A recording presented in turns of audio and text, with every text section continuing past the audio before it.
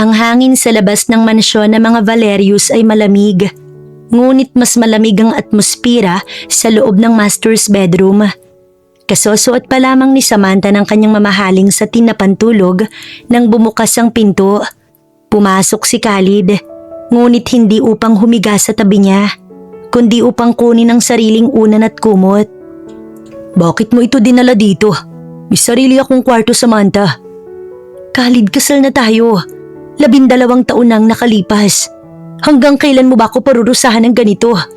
Iisang bahay magkabilang kwarto? Hindi siya tiningnan ni Khalid. Malamig ang kanyang mga mata. Ang pangay nakakuyom habang inaayos ang dalang kumot. Nakuha mo ang posisyon bilang asawa ko, Samantha. Nakuha ng pamilya mo ang shares na gusto nyo. Huwag mo nang hilingin ang kama ko dahil alam nating dalawa kung paano mo nakuha ang singsing na yan. Anong ibig mong sabihin? Huwag na tayong magpanggap. Alam kong may kinalaman kayo sa lahat ng nangyari kay Althea noon.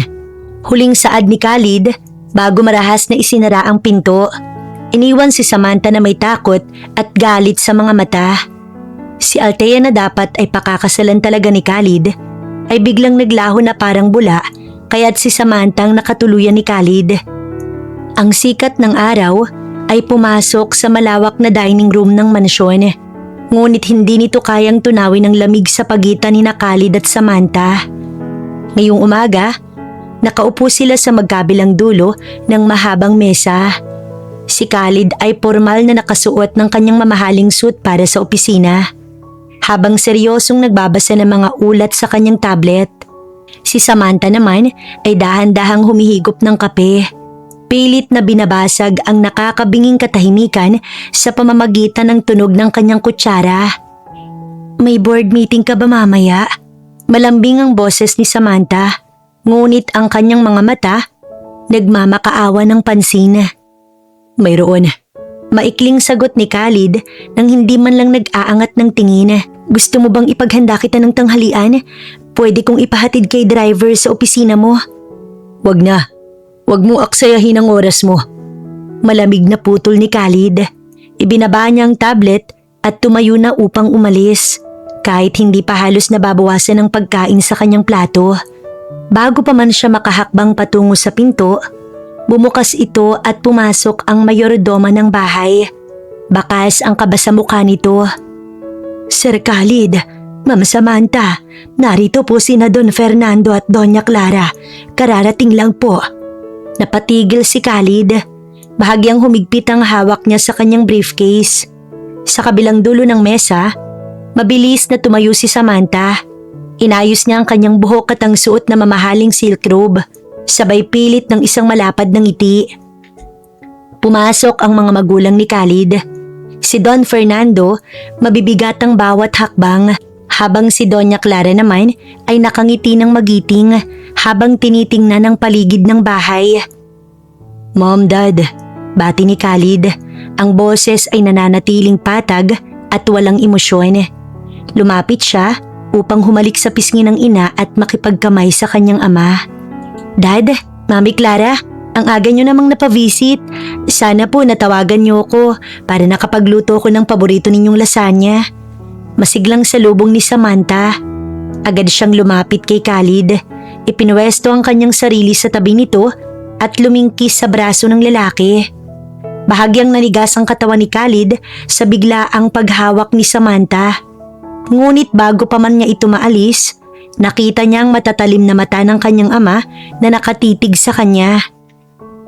Pinili ni Khalid na manahimik at tiisin ang hawak ng asawa. Naisipan lang namin kayong dalawin ng papa mo. Wika ni Doña Clara habang nakaupo sa bakanting upuan sa dining table. Gusto naming makita kung kamusta na ang takbo ng buhay nyo rito. 12 taon nang nakalipas, Samantha. At alam mo naman na ang tanging hinihintay na lang namin ni Fernando ay ang balita ng pagkakaroon ng apo. Naramdaman ni Khalid ang bahagyang panginginig ng mga daliri ni Samantha na nakahawak sa kanyang braso. Ngunit ang ngiti sa mukha ng babae hindi nawala. Naku Mami, sinusubukan naman po namin gabi-gabi. Medyo busy lang po talaga si Khalid sa kumpanya nitong mga nakaraang linggo. Kaya madalas siyang napapagod kapag umuwi. Pero kapag nasa kwarto na po kami, sinisigurado ko naman po na naaasikaso ko siya ng mabuti. Tiningnan ni Khalid si Samantha nang may pandidiri at muhi sa kanyang mga mata. Alam niya ang katotohanan na magmula nang ikasal sila, kailanman ay hindi sila nagsiping. Iisang bubong, ngunit magkaibang mundo ang mayroon sila. Si Khalid ay natutulog sa kabilang dulo ng mansyon, malayo sa kama na pilit ibinabahagi sa kanya ni Samantha.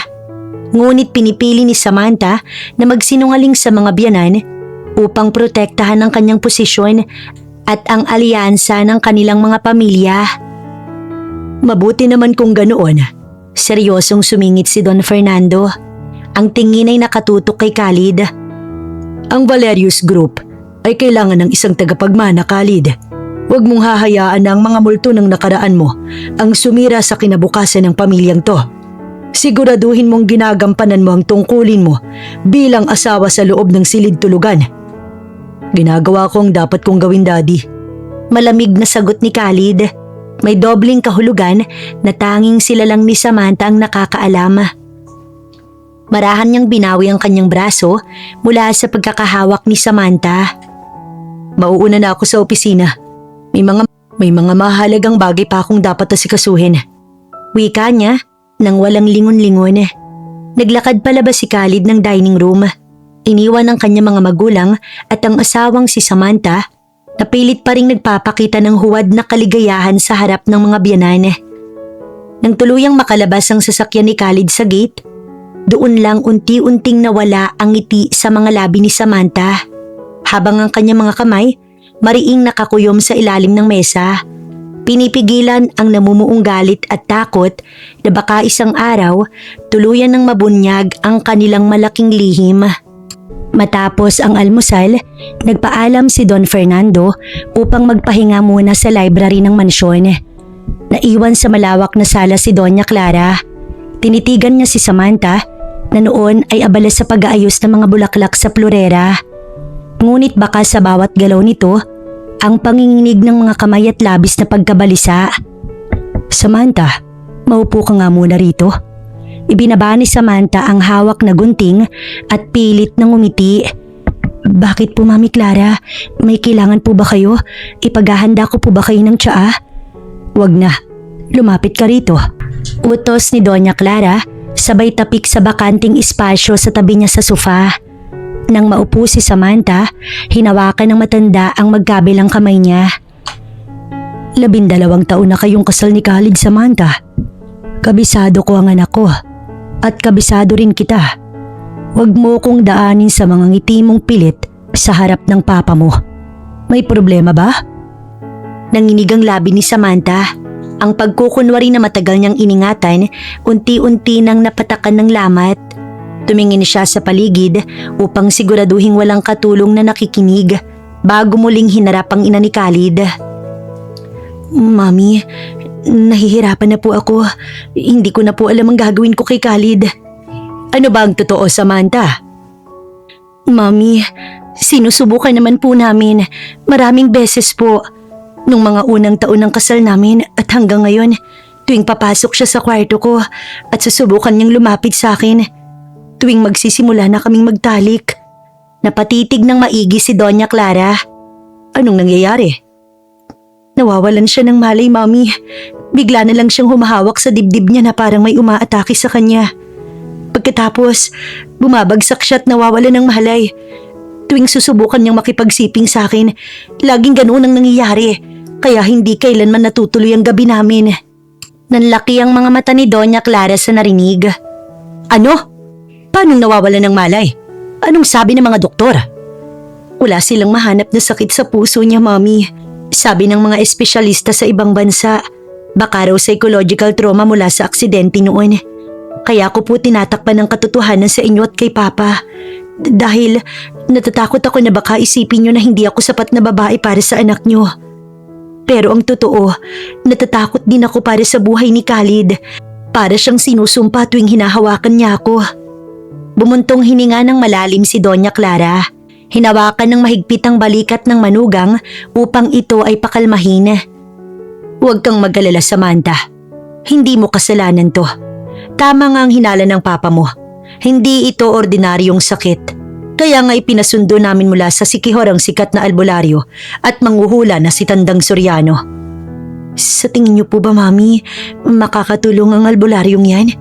Tanong ni Samantha. May pag-asa, ngunit mayroon ding pagdududa.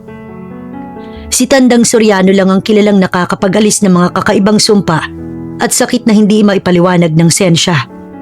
Darating sila rito bukas na bukas din. Gagawin natin ang lahat upang mapagaling si Khalid. Dahil kailangan natin ng tagapagmana upang mapanatili ang yaman ng mga Valerius. At sisiguraduhin ko na sa kwarto mo siya babagsak kapag magaling na siya. Kinabukasan, maagang pumasok si Khalid sa Valerius Tower upang takasan ang nakakagigil na atmosphere sa kanilang mansyon. Habang naglalakad siya sa malawak na marangyang labi ng kumpanya na napapaligiran ng kanyang mga personal security, nahagip ng kanyang paningin ang isang kakaibang figura. Isang matandang lalaki na suot ang simpleng barong na gawa sa pinukpok na tela at may dalang lumang bayong ang kasalukuyang hinaharangan ng mga gwardya sa may entrance ng gate. Pasensya na po, Lolo, pero hindi po kayo pwedeng pumasok dito kung wala kayong appointment. Seryosong sabi ng security guard. Hayaan mo siya. Malamig na utos ni Khalid habang papalapit. Agad na nagbigay daan ng mga gwardya at yumuko sa bilyonaryo. Tiningnan ni Khalid ang matanda mula ulo hanggang paa. Tumingin ang matanda ng diretsyo sa mga mata ni Khalid. Sa halip na matakot sa masungit na mukha ng bilyonaryo, biglang gumuhit ang isang mahiwagang ngiti sa mga labi nito at binitiwan ng isang mahinang tawa. Bakit ka tumatawa? May nakakatuwa ba sa mukha ko? Kunot noong tanong ni Khalid. Wala naman, iho.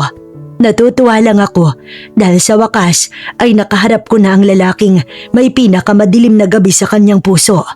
Kung narito ka para lukuhin ako sa mga hula mo, umalis ka na. Wala akong oras sa mga kwentong kutsero. Iho, tawag muli ng matanda, dahilan upang mapatigil si Khalid sa kanyang paghakbang. Tumingala si Tandang Soriano sa mataas na kisame ng gusali.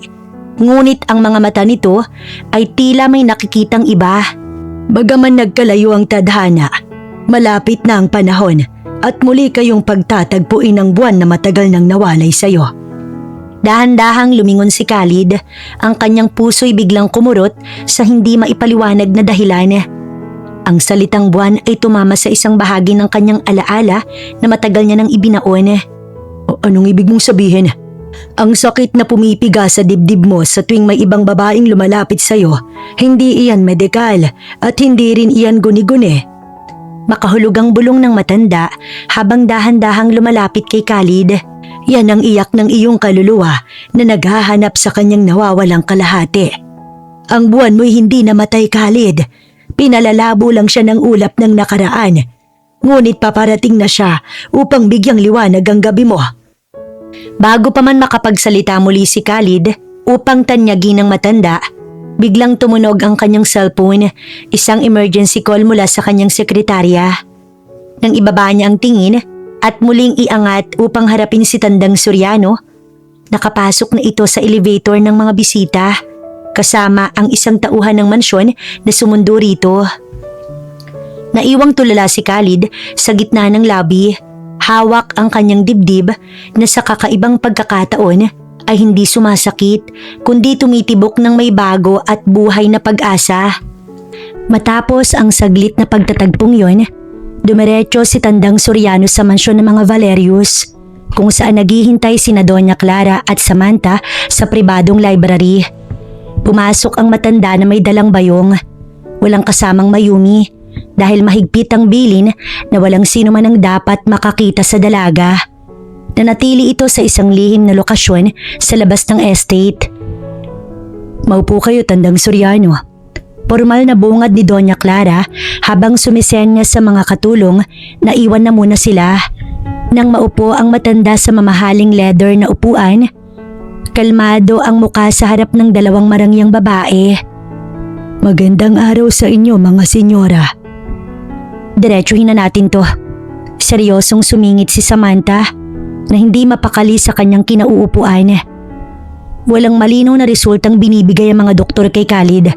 Lahat ng laboratory test normal Pero tuwing sinusubukan niyang makipagsiping sa akin, tuwing lalapit siya sa kama ko, bigla siyang nawawalan ng malay dahil sa matinding sakit sa dibdib.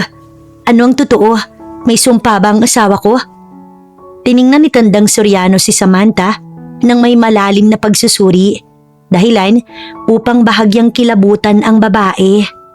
Ang katawan ng tao, kapag pinilit sa isang bagay na labag sa kanyang kaluluwa, ay nagre-rebelde. Ang sakit ng Senyor Khalid ay hindi gawa ng kulam, kundi gawa ng isang malaking pangako na nasira sa nakaraan. Anong pangako? Kunot noong tanong ni Doña Clara. Isang sumpa ng katapatan sa isang pag-ibig na pinutol ng karahasan. Ang puso niya ay nakasusi sa babaeng una niyang pinangakuan ng kasal. Tuwing may ibang babaeng susubok na kumuha ng pwestong iyon sa kanyang kama, ang kanyang enerhiya ay kusang nagtatanggol. Ang pagkahimatay niya ay paraan ng kanyang kaluluwa upang lumayo sa kasalanan. Nabuti ang mga labi ni Samantha sa narinig. Lihim siyang napakapit sa kanyang mamahaling palda. Natatakot na baka may alamang matanda sa ginawa nilang pagpapatumba kay Althea. 12 taon na ang nakararaan. May lunas ba ang sakit na yan? Galit na tanong ni Samantha upang itago ang kaba. Kaya ka naming pinabayaran at ipinatawag dito ay para pagalingin siya. Kailangan namin ng tagapagmana. May lunas. Dahan-dahang tumango si Tandang Soriano habang hinahawakan ang kanyang mga dalang halaman sa bayong. Ngunit nangangailangan ito ng matinding pasensya. Kailangan kong manirahan sa cottage sa dulo ng inyong lupain.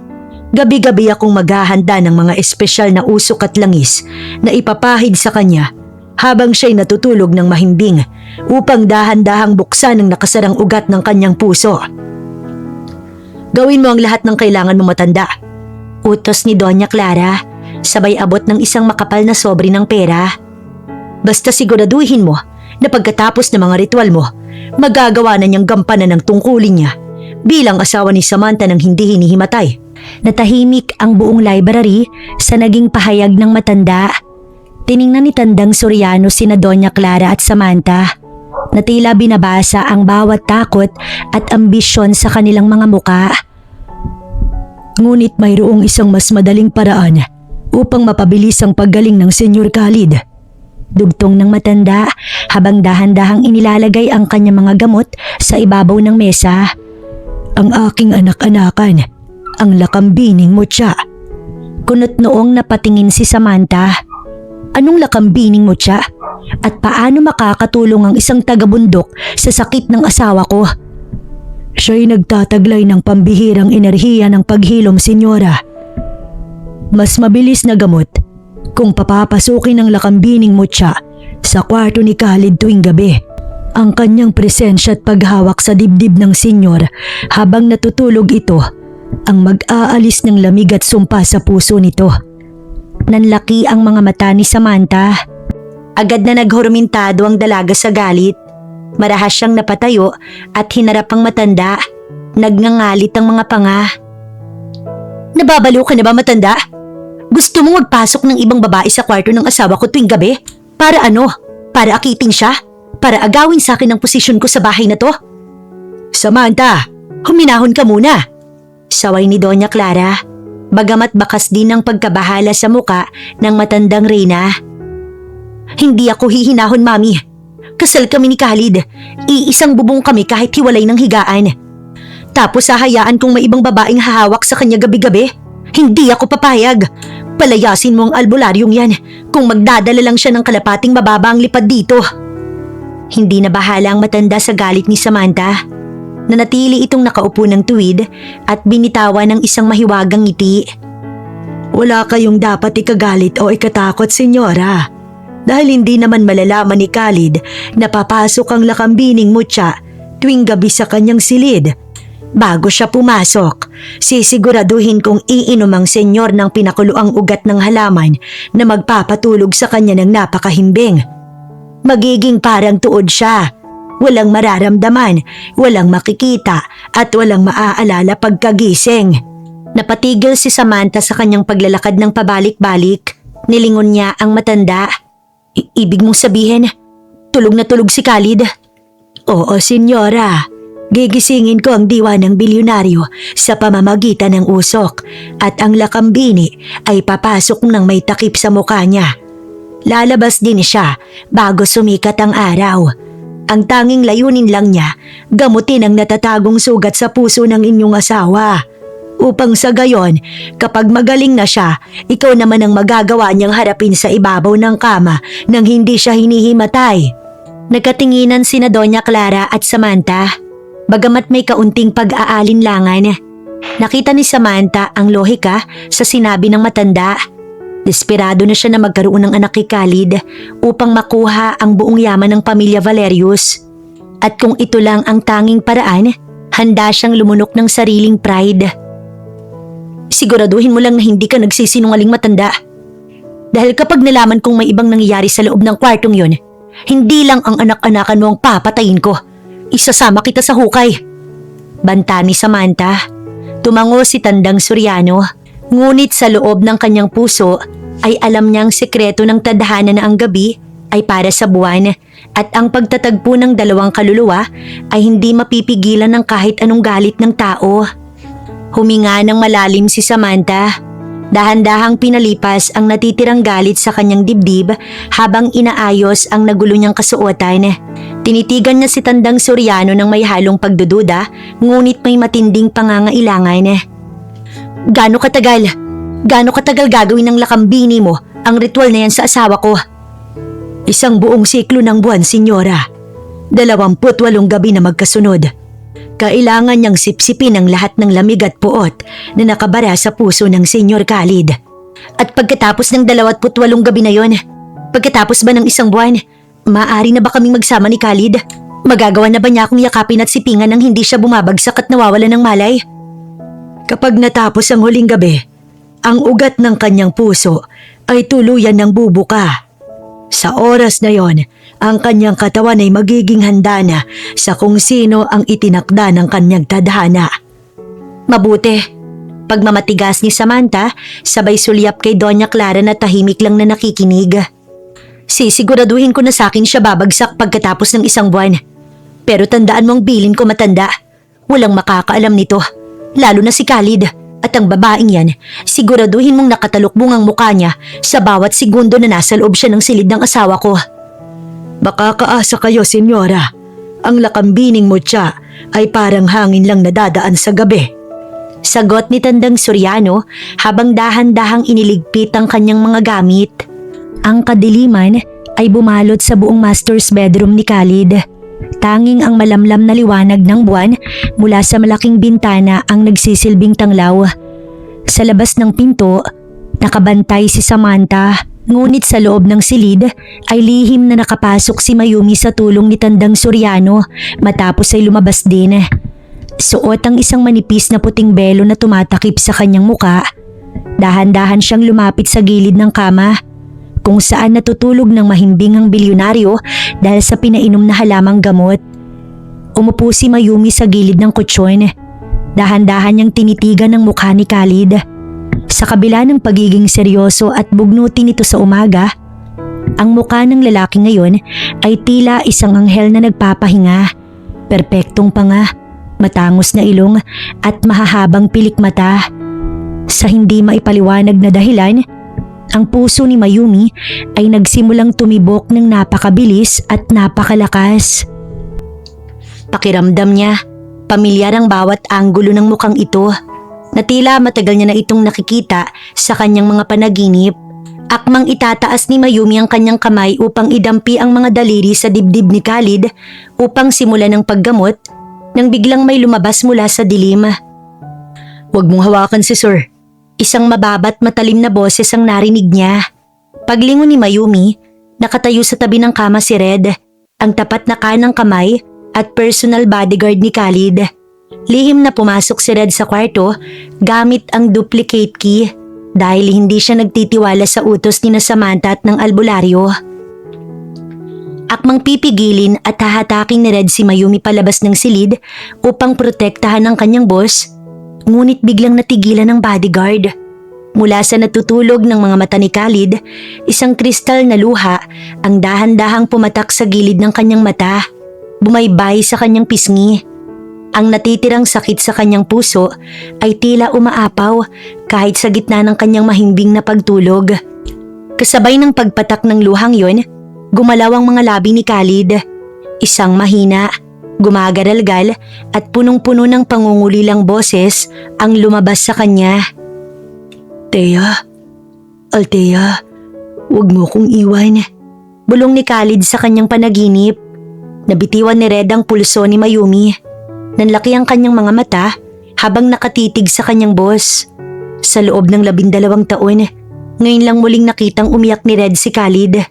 At ngayon lang ito muling sumigaw sa pangalan ng pumanaw na kasintahan ng may ganoong katinding emosyon.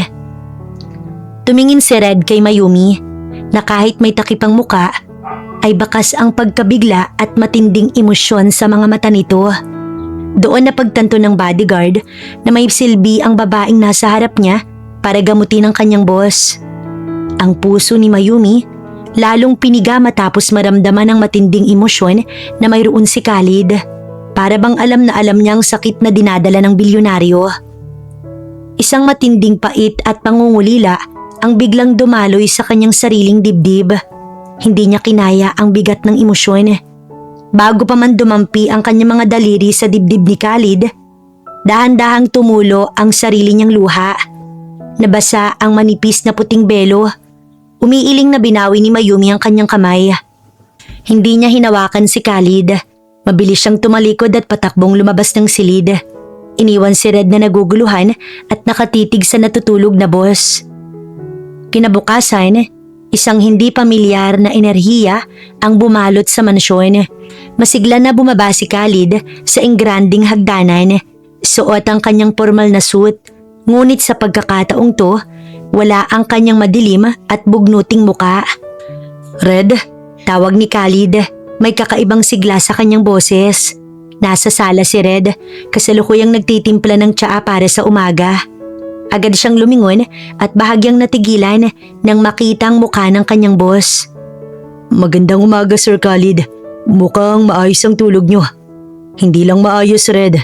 Sa loob ng 12 taon, ngayon lang ako nagising na walang kahit kaunting kirot sa aking dibdib. Pakiramdam ko, napakagaan ng katawan ko ngayon. Hindi nakasagot si Red.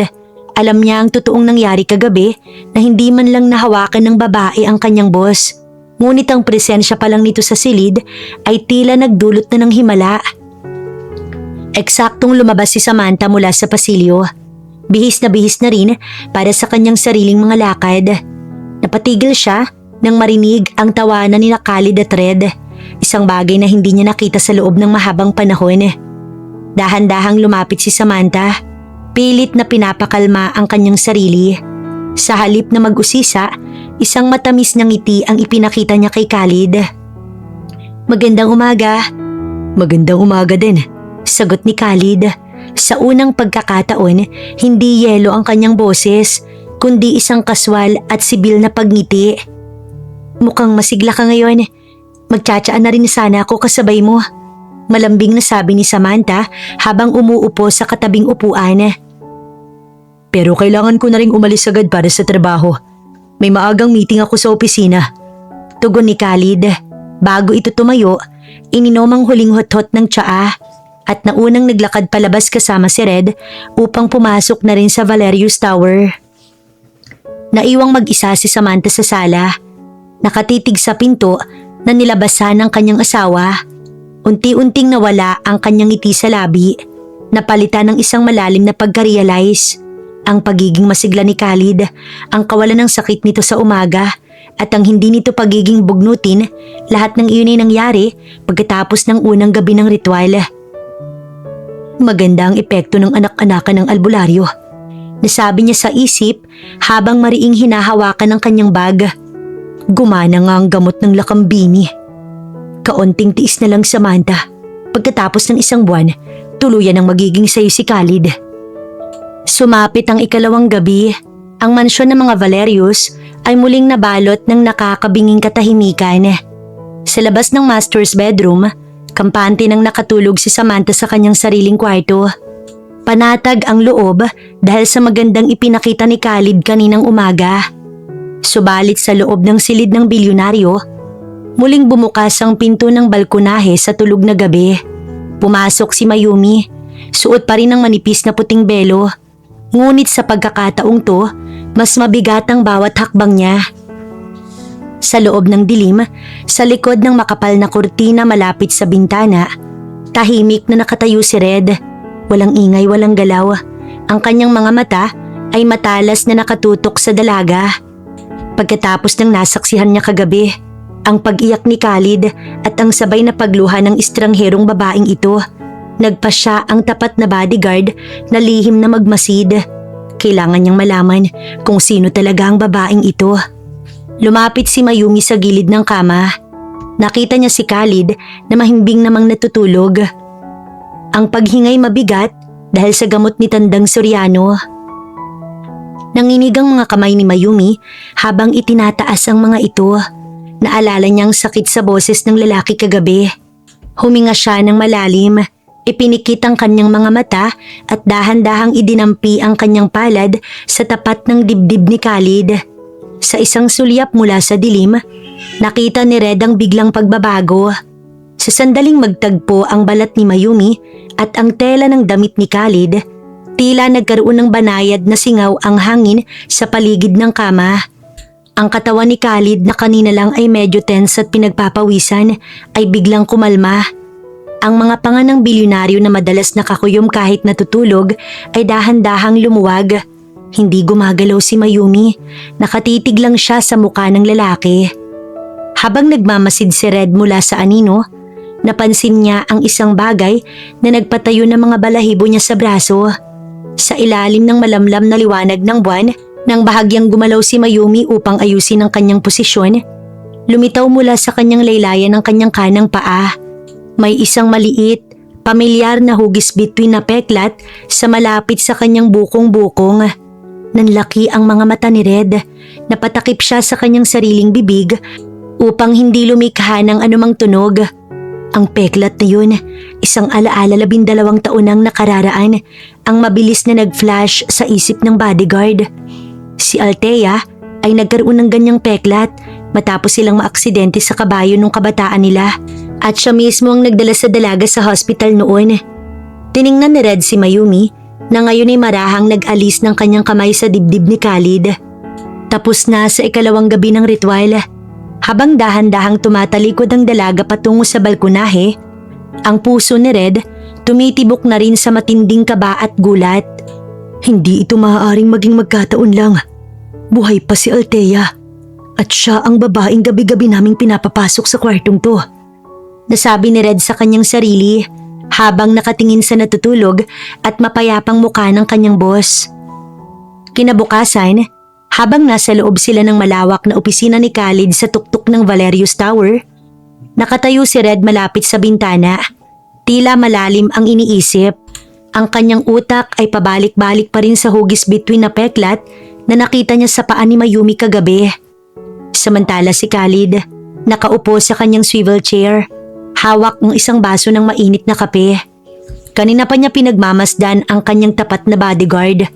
Napansin niya ang kakaibang pananahimik nito mula pa kaninang umaga. Red, marahan ngunit seryosong tawag ni Khalid. Agad na napaayos ng tayo si Red. Pinalis ang gulat sa kanyang muka. Po, pasensya na Sir Khalid, may iniisip lang po. Ibinaba ni Khalid ang tasa ng kape sa ibabaw ng glass table at sumandal. Tinitigan niya ang kanyang kanang kamay. May tatanong ako sa iyo at gusto ko ng tapat na sagot. Ano po yun, sir? May napapansin ka ba sa akin itong mga nakaraang araw? Magdadalawang araw na, napakagaan ng pakiramdam ko. Ang matinding bigat at sakit na madalas pumipiga sa puso ko tuwing umaga. Bigla na lang naglaho. Pakiramdam ko, nagising ako na parang bago ang buong katawan ko. Nalunok ni Red ang sariling laway. Pinipilit na wag magpahalata. Mabuti naman po kung ganoon, sir. Baka po dahil sa mga gamot na inihahanda ng albularyo na iniinom niyo bago matulog. Hindi, Red. Hindi iyon ganun kasimple. Umiiling si Khalid. Ang kanyang mga matay naging matalas at mapanuri. Ang kilalang ugali ng isang matalinong bilyonaryo. Tumayo siya at lumapit sa tapat ni Red. Kabisado ko ang katawan ko at kabisado rin kita. May nangyayari sa tuwing tulog ako, hindi ba? Anong ginagawa sa akin sa loob ng kwartong yun habang wala akong malay? Sir, ako lang po ang may usok at langis na dala ni Tandang Soriano para sa inyong paghinga. Huwag mo akong daanin sa ganyang palusot, Red. Ikaw ang mahigpit na magbantay sa pinto ko gabi-gabi. Kung ordinaryong gamot lang yun, bakit tuwing gabi napakabigat ng tulog ko na tila parang tuod ako na hindi magising? At bakit sa tuwing magigising ako sa umaga, may pamilyar na amoy ng pabango na naiiwan sa silid ko? Natigilan si Red. Hindi niya akalain na kahit tulog na tulog si Khalid dahil sa gamot, ang instinct nito bilang lalaking nagmamahal kay Althea ay buhay na buhay pa rin. Sir Khalid. Nag-aalangan si Red. Gustuhin man niyang sabihin ng totoo na ang pumano na kasintahan nito ang gabi-gabing nagpapasigla sa kanyang puso. Naalala niya ang babala ng albularyo tungkol sa trauma at ang panganib mula kay Samantha. Wala po kayong dapat ipag-alala. Ang mahalaga po'y gumagaling kayo. May itinatago ka sa akin, Red, at aalamin ko kung ano yon. May pahintulot mo man o wala, kaya diretsuhin mo ko, Red. Ang boses ni Khalid ay gumaralgal sa matinding otoridad. Ang mga mata niya ay nanlilisik habang nakatitig sa kanyang pinagkakatiwalaang bodyguard. May ibang tao bang pumapasok sa kwarto ko tuwing gabi habang wala akong malay? Babae ba? Hindi nakaimik si Red. Ibinaba niya ang kanyang tingin sa sahig. Hindi kayang titigan ng matatalim na mata ng kanyang boss. Ang kanyang pananahimik ay sapat na upang ibigay ang kasagutan na matagal nang hinahanap ng bilyonaryo. Sumagot ka, Red. 12 taon. 12 taon kong ipinagkatiwala sa iyo ang buhay ko, ang kaligtasan ko. Tapos ngayon, pinahihintulutan mong may kung sinong umaaligid sa akin habang tulog ako nang hindi ko nalalaman. Sir Khalid, pakiusap, huminahon kayo. Hindi ako hihinahon. Kung ayaw mo magsalita, aalamin ko kung sinong may pakana nito. At alam ko kung sinong ahas ang may lakas ng loob na magmando sa loob ng sarili kong pamamahay. Nang walang lingon-lingon, marahas na pinalipad ni Khalid ang pinto ng kanyang opisina. Sumunod si Red na may takot sa kanyang mga mata. Dumiretso sila sa pribadong elevator pababa ng gusali upang bumalik sa mansyon. Sa mansyon ng pamilya Valerius, kasalukuyang nakaupo si Samantha sa sala habang prenting nagbabasa ng isang fashion magazine. May ngiti sa kanyang mga labi habang iniisip ang magandang lagay ng kanyang asawa. Ngunit ang kapayapaang yon ay marahas na winakasan ng bumukas ang pinto ng mansyon na tila ba gigibain ito. Pumasok si Khalid. Ang bawat hakbang niya may dalang matinding bigat ng galit. Samantha! Sigaw ni Khalid habang papalapit sa sala. Khalid, bakit napaaga ang uwi mo? May problema ba? Huwag mo akong madaan sa mga pasweet mong tanong. Sinong nagbigay sa'yo ng karapatan na magpapasok ng ibang tao sa silid tulugan ko tuwing gabi? Namilog ang mga mata ni Samantha. Mabilis na binalingan ng matalim ng tingin si Red na nakatayo sa likod ni Khalid. Agad na pumasok ang takot sa dibdib ng babae. Ngunit pilit niyang pinatatag ang kanyang boses upang magtanggi. Ano bang sinasabi mo, Khalid? Walang pumapasok sa kwarto mo. Gabi-gabi akong nasa kwarto ko natutulog. Sino namang magpapapasok ng kung sino sa silid mo? Huwag mo akong gawing tanga, Samantha. Alam kong may nangyayari tuwing gabi at alam kong alam mo. Galit na binitawan ni Khalid ang mga salita. Ang kanyang mga panga ay nagngangalit. Uulitin ko sa iyo sa huling pagkakataon. Sino ang nagbigay ng pahintulot na papasukin ng babaeng yun sa kwarto ko habang tulog ako? At anong ginagawa niyo sa katawan ko? Gusto mong malaman? Oo, Khalid. Ako ang nagpapapasok sa kanya. Sigaw ni Samantha. Humarap siya kay Khalid. Wala nang takot, kundi puro pait at matinding kawalan ng pag-asa. Ginagawa ko ang lahat ng to dahil hindi mo ko magawang mahalin. 12 taon, Khalid. 12 taon ako nagmamakaawa para sa kahit kaunting tingin mo. Pero anong ibinibigay mo sa akin? Isang malamig na pader. Isang kwartong walang buhay. Kaya oo, anak na lang ang hahabulin ko sa'yo. Tutal, alam ko naman na kahit anong mangyari, hindi ko na makukuha ang puso mo. Kahit kailan, hindi mo ko mamahalin tulad ng pagmamahal mo sa patay na si Althea. Kung hindi ko makuha ang pag-ibig mo, ibigay mo na lang sa akin ang tagapagmana ng pamilyang to. Natahimik si Khalid. Ang galit sa kanyang muka, biglang napalitan ng isang malalim at malamig na sulyap.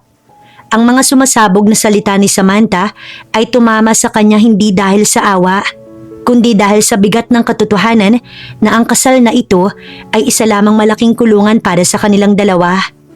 Tinitigan niya si Samantha na nanginginig sa harap niya. Ilang sandali pang lumipas bago dahan-dahang lumabas ang boses ni Khalid. Mas mababa, ngunit mas matalim pa sa patalim. Sige, malamig na tugon ni Khalid. Napatingala si Samantha. Nanlalaki ang mga mata habang pinupunasan ng kanyang luha. Ano? Sabi ko, sige, ipagpatuloy niyo ang ritual ng albularyo at ng lakambini mo. Ngunit may isang kondisyon, Samantha. Pagkatapos ng 28 gabi na yan, pagkatapos kong gumaling at makuha mo ang gusto mo, hindi mo na ako kailanman guguluhin. Magiging malaya na ako sa'yo. Hindi mo na muling hihilingin ang presensya ko. Wika ni Khalid na walang hinintay na sagot. Tumalikod si Khalid. Ang bawat hakbang niya palayo ay may dalang final na hatol. Lumabas siya ng mansyon kasunod si Red. Iniwan ang sala na muling binalot ng nakakabinging katahimikan. Nang magsara ang malaking pinto, tuluyan nang nanghina ang mga tuhod ni Samantha. Napasalampak siya sa marangyang carpet. Napaupo habang yakap ang sariling mga binti. Doon ay tuluyan ng bumuhos ang kanyang matinding sama ng loob. Humagulgol siya sa iyak sa gitna ng malawak at malamig na mansyon. Wasak na wasak ang puso dahil alam niyang sa huli, nakuha nga niyang pagkakataon para sa isang anak, ngunit tuluyan niya ng pinakawalan ng lalaking pinangarap niyang mahalin. Ang gabi ay muling lumalim sa loob ng master's bedroom. Nakaupo si Khalid sa gilid ng kanyang kama. Nakatitig sa kawalan habang ang dalawang kamay ay magkasalikop. Napakabigat ng kanyang paghinga.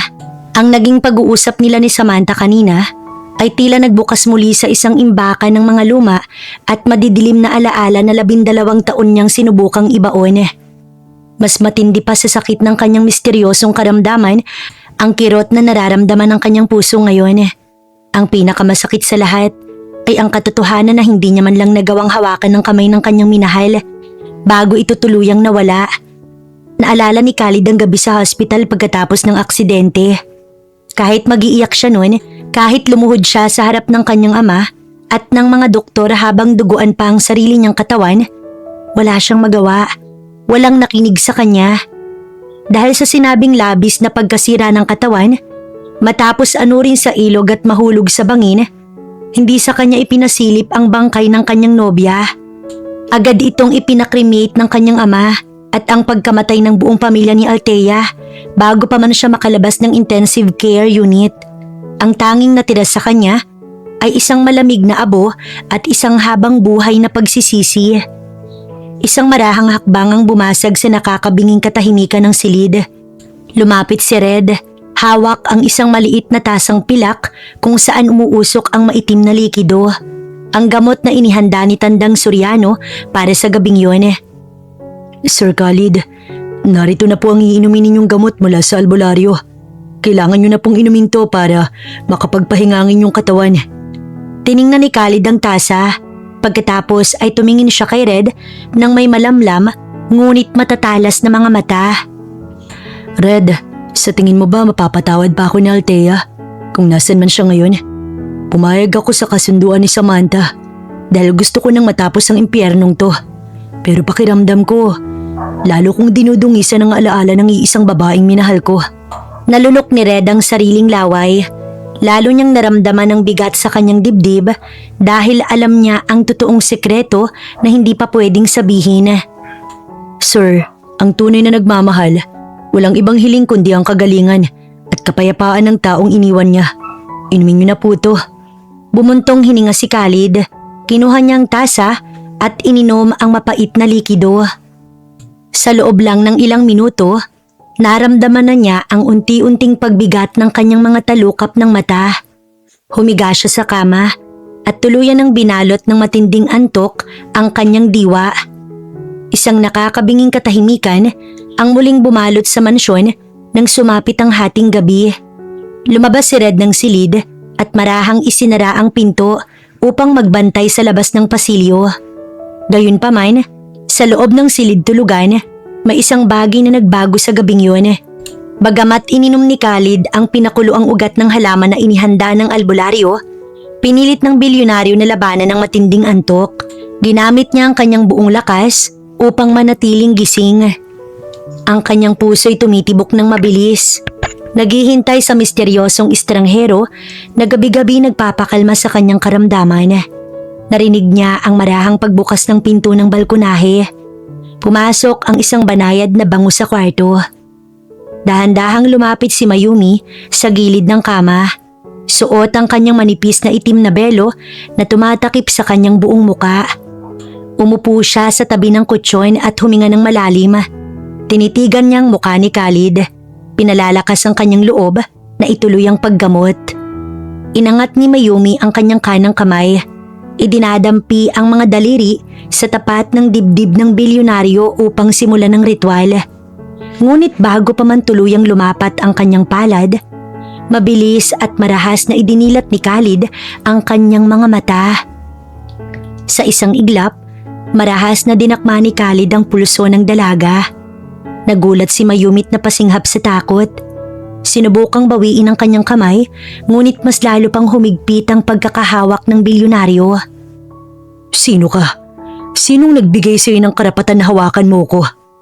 Sa lakas ng kanyang pagbabaon at sa biglaang paghila ni Khalid, ang manipis na itim na belo na nakatali sa buhok ni Mayumi tuluyang natanggal at nalaglag sa sahig. Ang buong muka ng dalagay nalantad sa ilalim ng malamlam na liwanag ng buwan na pumapasok mula sa malaking bintana. Natigilan si Khalid. Ang kanyang mga salita ay tila bumara sa kanyang lalamunan. Dahan-dahang lumuwag ang kanyang pagkakahawak sa pulso ng dalaga habang ang kanyang buong katawan nanginginig sa matinding gulat. Namilog ang kanyang mga mata habang nakatitig sa bawat anggulo ng mukha ni Mayumi. Ang hugis ng mga mata, ang ilong, ang labi at ang pamilyar na kislap ng takot sa kanyang paningin. Laking gulat niya dahil ang babaeng hawak niya ngayon ay may napakalaking pagkakahawig. Eksaktong kopya ng babaeng minahal niya kung sakali man na nabuhay ang kanyang pumanaw na kasintahan. Nanginginig naman sa takot si Mayumi. Pilit na humahakbang paatras habang hawak ang kanyang nasaktang pulso. Hindi ko po kayo kilala. Ipagpaumanhin po ninyo, sir. Ako si Mayumi, anak-anakan ni Tatang Soriano. Nagsisinungaling ka. Huwag mo kong lokohin. Ang mukhang to, ang boses mo, walang ibang nagmamay-ari nito kundi ang babaeng 12 taon kong tinangisan. Umamin ka, ikaw si Althea hindi ba? Althea, pakiusap. Ako to si Khalid. Umiiyak na si Khalid, ang bilyonaryong kilala ng buong mundo na walang awa at laging bugnutin ay tuluyang gumuho sa harap ng dalaga. Ang mga luha niya ay tuloy-tuloy na pumatak. Basang-basa ang kanyang pisngi habang ang kanyang mga kamay nanginginig na nakahawak sa magkabilang balikat ni Mayumi. Desperado na siya na sana. Kahit isang sulyap ng pagkakakilala, makita niya sa mga mata nito. Ngunit walang maalala ang dalaga. Ang nakikita lang ni Mayumi sa mga mata ng bilyonaryo ay isang lalaking baliw sa matinding pangungulila. Sir, pakiusap. Bitiwan niyo po ako. Nagsasabi po ako ng totoo. Siguro nga para sa inyo. Kamukha ko siya pero hanggang dun lang yon. Magkamukha lang po kami. Magkamukha lang kami ng babaeng minamahal nyo. Pero hindi po ako siya. Ang mga salitang yon ay tila isang napakalakas na kidlat na tumama sa dibdib ni Khalid. Ang matinding pag-asa na nabuo sa kanyang puso sa loob ng ilang segundo ay marahas na winakasan. Dahan-dahang lumuwag ang kanyang pagkakahawak sa mga balikat ni Mayumi. Napabitiw siya. Napatingin si Khalid sa kanyang sariling mga palad. Blanko ang isip. Ang katotohanang binitiwan ng dalaga ay mas matindi pa sa saksak ng kutsilyo. Para sa kanya, ang isipin na ang babaeng ito'y isang impostor o isang estranghero na kamukha lang ng kanyang yumaong nobya ay isang malupit na biro ng tadhana. Mabilis na tumalikod si Khalid at marahas na tumayo mula sa pagkakaupo sa kama. Lumakad siya patungo sa madilim na sulok ng silid, nakatalikod kay Mayumi. Mariin niyang ipinikit ang kanyang mga mata at ikinuyom ang kanyang mga kamao. Pinipigilan ng sariling hikbi. Ayaw niyang may makakita sa kanyang totoong emosyon. Ang kanyang kahinaan na matagal niyang itinago sa likod ng kapangyarihan at yaman. Umalis ka na kung ganun. Lumabas ka ng kwarto ko ngayon din. Umalis ka na. Lumabas ka sa kwarto ko. Sa kabila ng matinding takot, sumulyap muna siya sa malapad ngunit tila pasang-pasan ang mundong likod ng bilyonaryo bago mabilis na tumakbo patungo sa balkonahe at naglaho sa dilim ng gabi. Nang marinig ni Khalid ang pagsara ng pinto ng balkonahe, doon lang siya humarap. Hinarap niya ang kawalan habang ang kanyang dibdib mabilis na tumataas at bumababa sa galit at matinding kalituhan. Hindi siya pwedeng magkamali. Ang mukhang yun ay kay Althea. Pero ang mga mata nito, ang kawalan ng pagkakakilala sa mga mata ng dalaga, ang tuluyang nagpagulo sa kanyang isip. Red? Malakas na sigaw ni Khalid. Agad na bumukas ang pinto ng silid at pumasok si Red. Sir Khalid, ipatawag mo ang matandang albularyo. Dalhin mo siya rito sa kwarto ko ngayon din. May mga bagay siyang dapat ipaliwanag sa akin. Makalipas ang ilang minuto, pumasok si Tandang Soriano sa silid ni Khalid. Bitbit ang kanyang lumang bayong. Walang bakas ng takot sa mukha ng matanda. Sa halip ay nananatili itong kalmado at may malalim na pag-unawa sa sitwasyon. Nakatayo naman si Red sa tabi ng pinto, tahimik na nagmamasid. Hinarap ni Khalid ang albularyo. Ang mga kamay ay nasa bulsa ng kanyang pantalon at ang mga mata ay nanlilisik sa galit. Mag-usap tayo ng tapat, matanda. Sino ang babaeng yun? Ang babaeng ipinasok ninyo rito gabi-gabi habang pinatutulog niyo ako sa mga pinapakulo ninyong halaman. Siya ang aking anak-anakan, Sir Khalid. Ang lakambining mo siya. Huwag mo akong daanin sa mga katutubong tawag mo. Anong ginagawa niya sa akin habang wala akong malay? Sir Khalid, ang sakit na pumipiga sa dibdib mo, hindi kayang basahin ng mga makina ng mga doktor sa Maynila o sa ibang bansa. Pagsisimula ng matanda, habang dahan-dahang inilalabas ang isang maliit na botelya ng langis mula sa kanyang bayong. Yan ay dahil sa lamig at puot na nakaimbak sa puso mo mula nang mawala ang iyong unang pag-ibig. Ang aking anak-anakan ay biniyayaan ng pambihirang lakas ng paghilom. Ang kanyang enerhiya ay dalisay. Gabi-gabi, pinatutulog ka namin upang humapa ang depensa ng iyong isip. Ang lakambini ay pumapasok upang idampi ang kanyang mga palad sa tapat ng iyong dibdib. Ang tanging ginagawa niya ay sipsipin ang masamang enerhiya at lamig na nakabara sa ugat ng iyong puso. Kaya ka nagigising sa umaga na magaan ang pakiramdam. Dahil inililipat niya sa kanyang sarili ang bigat na 12 taon mo nang pinapasan. Natigilan si Khalid, napahawak sa kanyang sariling dibdib. Naalala niyang magaan na pakiramdam niya nitong mga nakaraang umaga. Ang paliwanag ng matanda, tugma sa marangyang ginahawa na naramdaman ng kanyang katawan. Natahimik si Khalid. Tumingin siya kay Red na nanatiling walang kibo sa gilid. Ang mga lohika ng matanda ay tila pilit na sumasakal sa kanyang huling pag-asa. Umalis na kayo. Mahinang sabi ni Khalid, tuluyang nawalan ng lakas. Matapos lumabas ni Tandang Soriano at Red, hindi na muling nakatulog si Khalid. Nanatili siyang nakatayo sa tapat ng malaking bintana, nakatanaw sa madilim na kagubatan na nakapalibot sa kanyang mansyon. Bagamat lohikal ang paliwanag ng albularyo, may isang bagay sa kaibuturan ng kanyang pagkatao ang tumatangging maniwala. Nang sumikat ang araw, agad na tinawagan ni Khalid si Red sa kanyang pribadong linya. Pagkalipas ng 5 minuto, pumasok ang bodyguard sa opisina ng mansyon. Bit-bit ang isang baso ng kape. Sir Khalid, gising na po pala kayo. Isara mo ang pinto, Red. Ilock mo. Nang masiguro nang walang makakarinig, lumapit si Khalid sa tapat ng kanyang tapat na kanang kamay. Hindi ako naniniwala sa kwento ng albularyo, Red. Maaaring nakuha niya sa mga dahon at usok ang tiwala ng pamilya ko. Ngunit hindi ang sa akin. Ano pong ibig niyong sabihin, sir? Paiimbestigahan mo si Mayumi. Gusto kong malaman ang bawat detalye ng buhay niya. Kailan siya eksaktong dinala ng matanda sa Sikihor? Anong taon? May mga ospital ba silang pinuntahan noon? Gusto ko ng dental records, fingerprints, o kahit anong bakas ng nakaraan niya bago siya naging anak-anakan ng albularyong yun.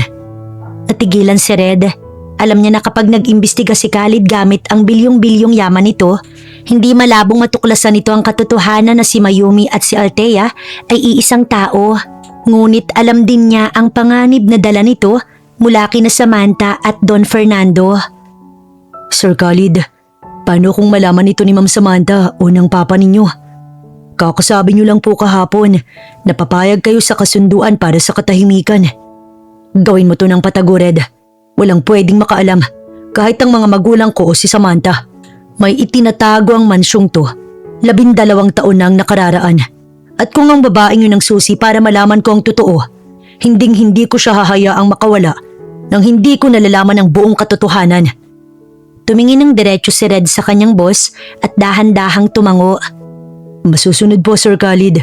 Sisimulan ko na po ang paghahanap ngayon din. Sumapit ang ika-4 na gabi ng ritual.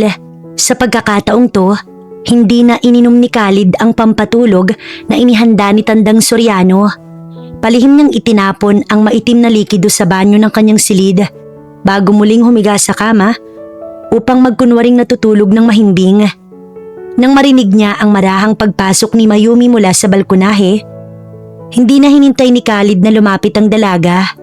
Dahan-dahan siyang bumangon, dahilan upang mapasinghap sa gulat si Mayumi at mapaatras patungo sa pinto. Huwag kang matakot. Hindi naman kita sasaktan.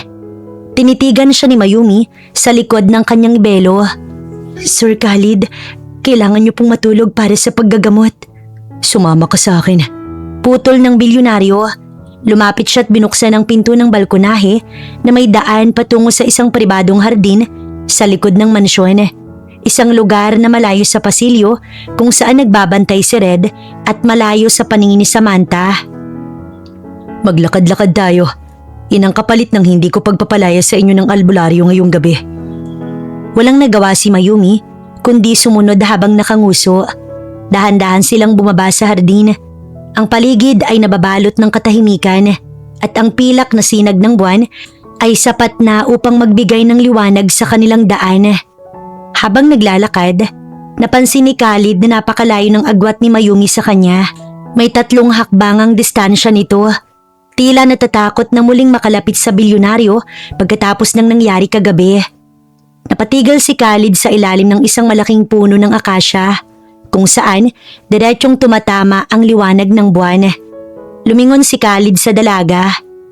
Lumapit ka sa akin.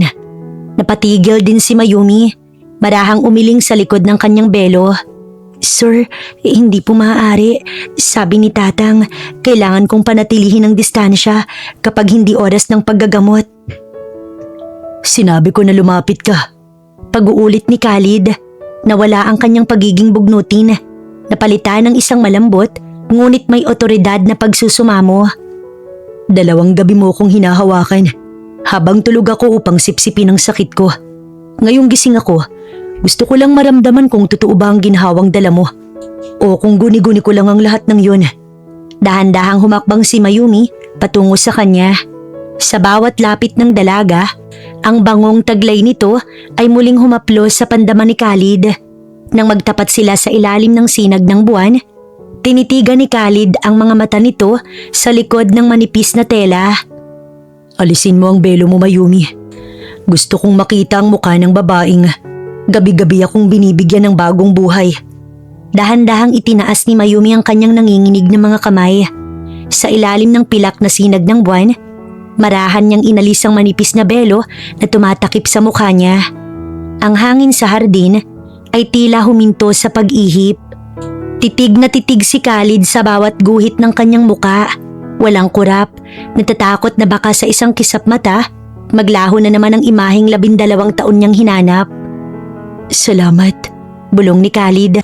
Ang kanyang boses ay tila musika sa gabi. Dahan-dahang naglakad ang dalawa patungo sa mas tago at madilim na bahagi ng hardin. kung saan ang pilak na sinag ng buwan ay banayad na sumasayaw sa mga dahon ng akasya. Nananatiling tahimik si Mayumi. Marahang inaayos ang kanyang belo habang ninanamnam ang malamig na hangin ng gabi. Sir Khalid, maaari po ba akong magtanong? Ano yun? Ang babaeng dahilan ng inyong matinding kalungkutan. Ang babaeng dulot ng sakit ninyo sa dibdib gabi-gabi. Siguro po, mahal na mahal niyo siya, no? Napatigil si Khalid sa kanyang paghakbang. Humarap siya kay Mayumi at tinitigan ito ng dahan-dahan. Diretso sa mga mata sa likod ng manipis na tela ng belo. Ang kanyang puso ay tila hinaplos ng isang pamilyar na init.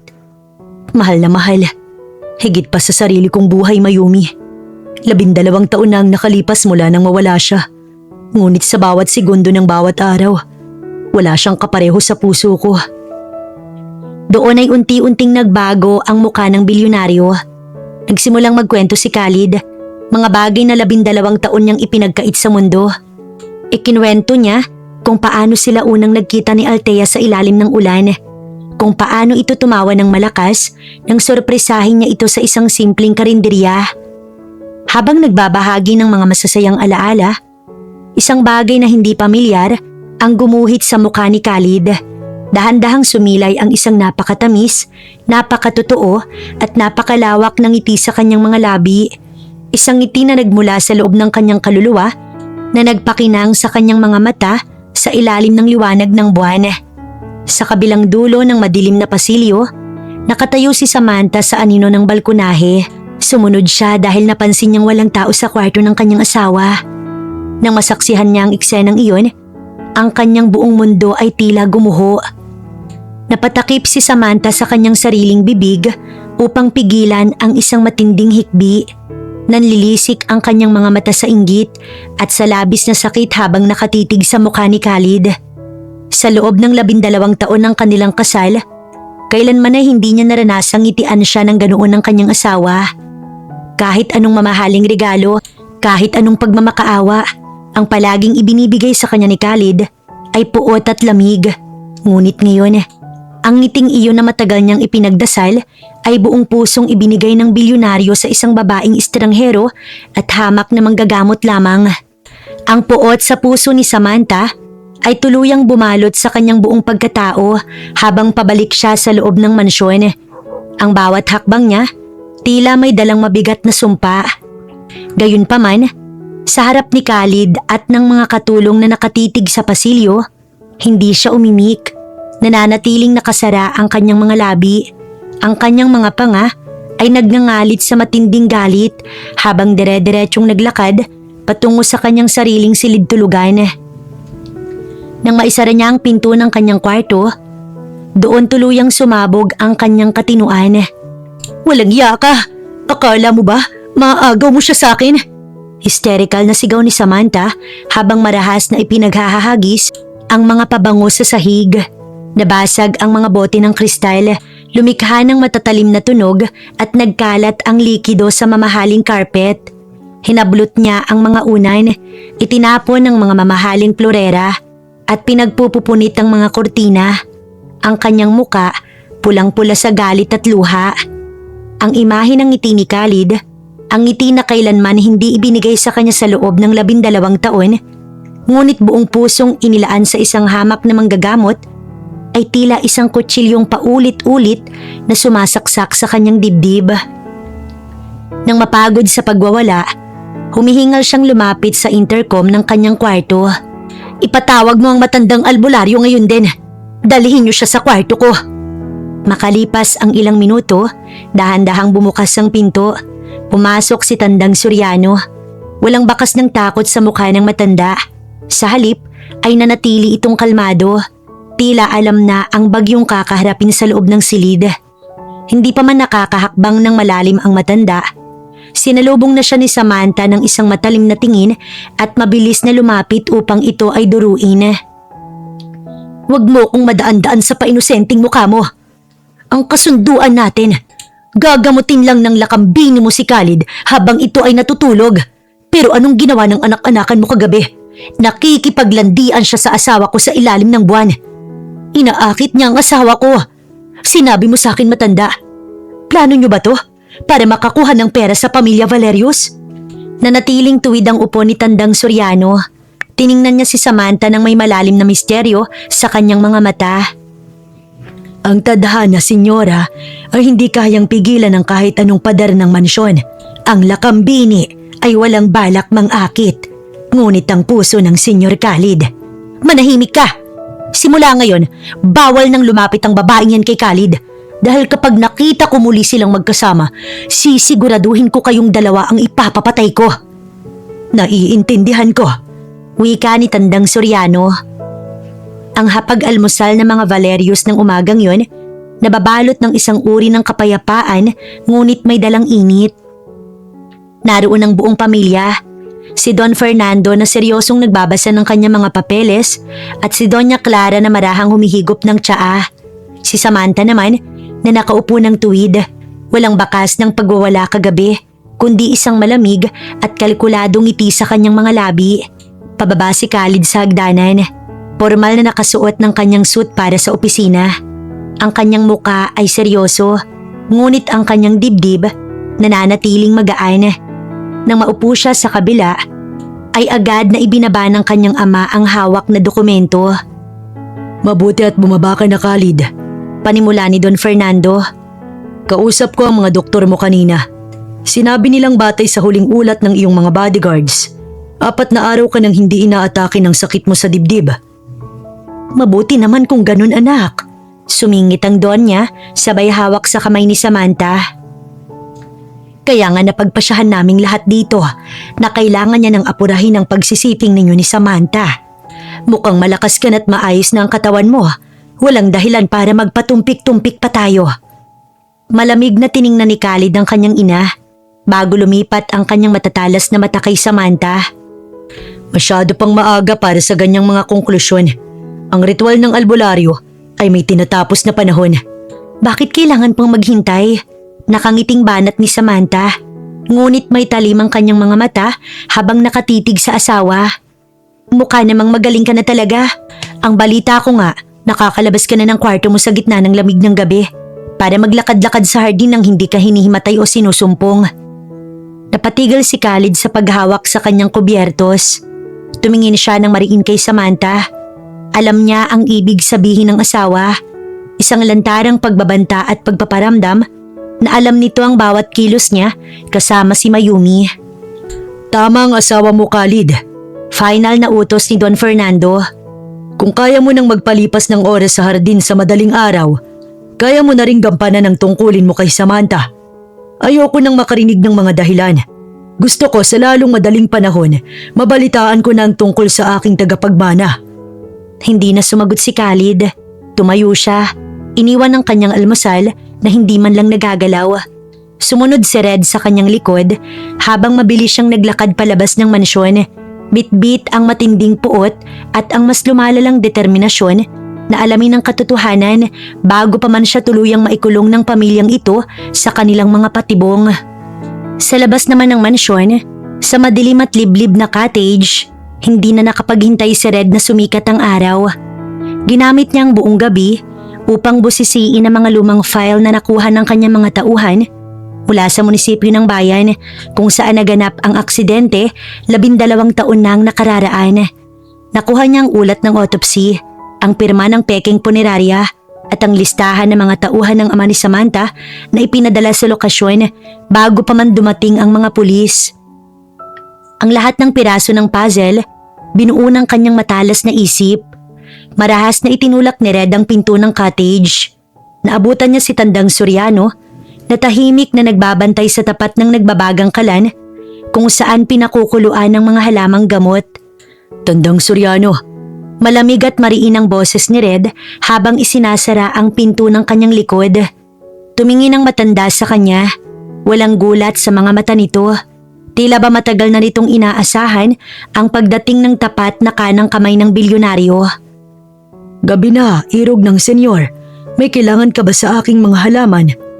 Lumapit si Red sa tapat ng mesa at inilapag ang isang makapal na brown folder. Huwag na tayo magpaligoy-ligoy pa. Alam ko na ang lahat. Natuklasan ko na ang buong katotohanan. Ano ang natuklasan mo? Ang ulat ng cremation ni Althea, 12 taon nang nakararaan. Peke ang pirma ng doktor na nakalagay doon. Ang lapid at abon na sinasamba ni Sir Khalid sa sementeryo. Walang laman kundi abon ng ordinaryong kahoy. At ang bata mo, si Mayumi, may hugis between siyang peklat sa kanang bukong-bukong. Ako ang nagdala kay Althea sa hospital. Noong 14 na taong gulang pa lang siya, nang mahulog siya sa kabayo. Eksakto ang lokasyon ng peklat na yon. Yumuko si Tandang Soriano, huminga ng malalim at dahan-dahang naupo sa kanyang lumang silya. Isang malalim na lungkot ang gumuhit sa kanyang kulubot na muka. Matalas ang iyong mga mata, Red. Tulad ng hula ng aking mga baraha. Walang lihim na hindi ibinubunyag ng liwanag. Bakit mo siya itinago? Alam mo ba kung anong klaseng impyerno ang dinaanan ni Sir Khalid sa loob ng 12 taon? Dahil sa pag-aakalang patay na ang babaeng pakakasalan niya? Bakit hinayaan mong mabulok sa lungkot ang boss ko habang ang asawa niya nagpapakasasa sa yaman niya? Dahil kung hindi ko siya itinago, patay na si Althea ngayon, Red. 12 taon na ang nakalipas. Nakuha ko ang katawan niya sa ibabang bahagi ng ilog. May mga sugat siya ng saksak sa tagiliran at mga pasa ng marahas na pagpigil sa kanya mga kamay. Bago nahulog ang sasakyan niya sa bangin, may nagtangka sa buhay niya. Natigilan si Red. Ang ulat ng pulisya noon ay nagsabing isang simpleng aksidente sa kalsada ang nangyari. Nang magising siya sa poder ko, blanko ang kanyang isip dahil sa tindi ng pinsala sa kanyang ulo. Pero tuwing gabi, sumisigaw siya ng pangalan ni Khalid habang sinusubukang saktan ang sarili niya. Ang trauma ng tangkang pagpatay sa kanya at ang aksidente ang pumatay sa kanyang alaala. Kung ibinalik ko siya noon sa Maynila, sa pamilya ni Sir Khalid, sa tingin mo ba, hahayaan ni na Samantha at ng kanyang ama na mabuhay ang nag-iisang saksi sa krimen nila? Nalunok ni Red ang sariling laway. Napahawak siya sa gilid ng mesa. Tamang matanda. Kung nalaman ni na Samantha na buhay si Althea noon, sisiguraduhin ng mga ito na tatapusin ng trabaho upang hindi mabulilyaso ang alyansa at ang yaman na kanilang hinahabol. Kaya pinangalanan ko siyang Mayumi. Itinago ko siya sa Sikihor upang bigyan siya ng tahimik na buhay, malayo sa mga ahas ng Maynila. Ngunit ang tadhana, mapaglaro ang tadhana. Ang sakit sa dibdib ni Khalid ang humila sa amin pabalik dito. Hindi iyon sakit, Red. Yun ang hilahil ng kanyang kaluluwa na tumatawag sa kanyang nawawalang reyna. Hinarap ni Red ang matanda. Seryoso ang muka. Ngayong gabi, nagsisimula nang bumalik ang mga vision at alaala ni Althea habang patuloy na ginagamot si Sir Khalid. Nalilito siya kung sino ba talaga siya. Tumingala si Tandang Soriano, may takot sa mga mata. Kung ganoon, mabilis na ang pagpapakita ng nakaraan. Mag-iingat kayo, Red. Dahil kapag nalaman ni Samantha na ang gabi-gabing pumapasok sa kwarto ng asawa niya ay ang babaeng ipinapatay niya, walang rason para hindi dumanak ang dugo sa mansyong to. Sa loob ng mamahaling sasakyan patungo sa Valerius Tower, mabigat ang katahimikan sa pagitan ni na Khalid at Red. Hawak ni Khalid ang kanyang dibdib, hindi dahil sumasakit ito, kundi dahil sa matinding halo-halong emosyon matapos ang naging banta ni Samantha sa almusal. Red, alam ni Samantha ang nangyari kagabi sa hardin. Bantayan mong maigi ang cottage ni Tandang Soriano. May kutob akong hindi lang simpleng pagbabanta ang gagawin ng babaeng yun. Masusunod po, Sir Khalid. Hindi alam ni Khalid na bago pa man sumapit ang almusal na yon, may mas malalim at mas madilim na katotohanan na ang natuklasan ni Red.